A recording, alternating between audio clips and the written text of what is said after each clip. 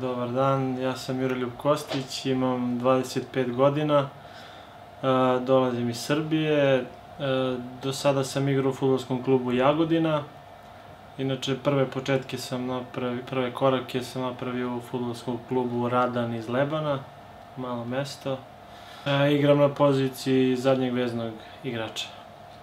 2011. godine sam došao u Jagodinu i igrao standardno. Sa Jagodinom sam 2 puta igrao kvalifikacije Lige Evrope i osvojio Kup Srbije, što je za mene jedan veliki uspeh.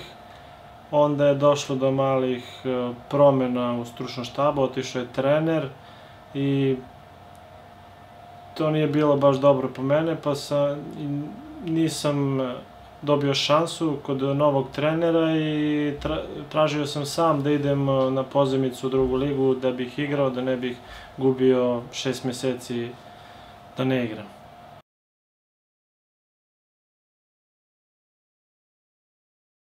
Prvo da kažem da su me momci jako dobro prihvatili, nemam nikakvih primedbi tu, nadam se da će tako ostati i nadalje. Stručni štab je isto ok, korektan prema meni, sve najbolje.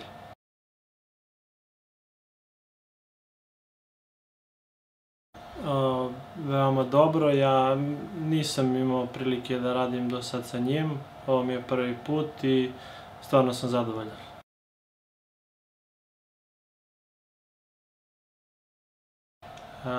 Pa moje ambicije u Olimpiji su da imamo što bolji plasman na tabeli, da ako bude sve ok, osvojimo kup, odnosno tu napravimo što bolji rezultat takođe. Absolutno mislim da tisto, kar smo rabili, in Miroljub nam bo, sem prepričan, prinesel potrebno dozo agresivnosti, tudi neke sigurnosti na tem mestu, tako da jaz sem zelo zadovoljen s to ukrepitvijo. Igralec je želel priti v tak klub, konec koncev je na pripravi z nami že dober teden in mislim, da je pokazal do zdaj, oziroma ne, prepričan sem, da je pokazal do zdaj vse tisto, kar rabimo, kar potrebujemo in kar bo Olimpijo v spomladanskem delu prvenstva naredilo še močnejšo.